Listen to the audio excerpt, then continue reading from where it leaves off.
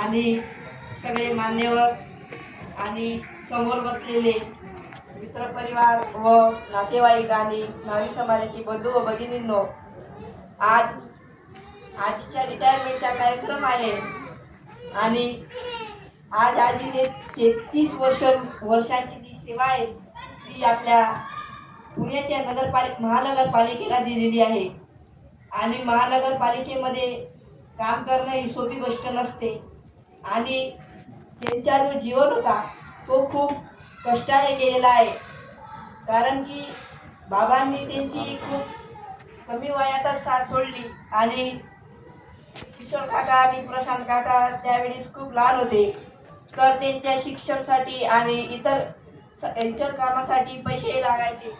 तर जे त्यांचे मोठे भाऊ होते तर त्यांनी आणि जे त्यांचे धीर होते त्यांनी असं निश्चय केला की आपण यांना नगरपालिकेमध्ये आपले भाऊंची जागेवर लावायला पाहिजे. तर त्यांनी खूप प्रयत्न केला आणि नगरपालिकेमध्ये त्यांना क्लर्क म्हणून पोस्टवर लावलं आणि आज ते अधिकारी म्हणून आज सेवानिवृत्त होत आहे. ही खूप मोठी गोष्ट आहे आणि न्हावी समाजामध्ये आपण बघायला गेलो तर एवढी मोठी पोस्ट असं कदाचित बघायला भेटत नाही आणि अशी पोस्ट आपल्याला बघायला भेटते की एक न्हावी समाजाच्या व्यक्ती आज एवढी मोठी पोस्टवर आज काम करत आहे आणि आज ते सेवानिवृत्ती घेत आहे आणि त्यांनी आपल्या मुलांना शिकवलं. आज ते तुम्हाला सांगतो त्यांनी 11वी केली, पण आज एवढ्या मोठ्या पदावर आहे की वाटत की नाही त्यांनी 11वी केली असेल आणि त्याच्या मुलांना त्यांनी खूप चांगल्या प्रकारे घडवलं.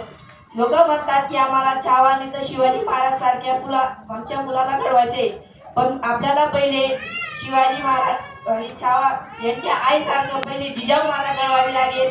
त्यांनी ही तसे मुले घडवते.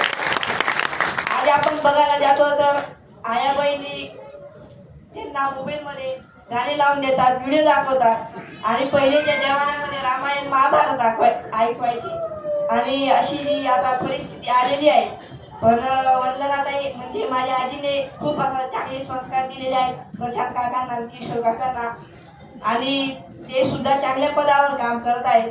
सॉफ्टवेअर इंजिनियर आणि ऑर्कोलॉजिस्ट म्हणून ही खूप चांगली गोष्ट आहे आणि तुम्हाला वाटत असेल की आता सेवानिवृत्ती झालेली आहे, तर ही खूप असं चांगली गोष्ट आहे आपल्यासाठी. कारण की त्यांना आता खूप वेळ देता येईल त्यांच्या परिवाराला आणि सकाळी जायचे असं संध्याकाळी 7 ते 8 वाजूनच जायचे. मग त्यांच्या परिवारामध्ये त्यांना नातूंना सांभाळायला वेळच भेटायची. आता आपण बघू शकता की त्यांना आता खूप वेळ भेटेल.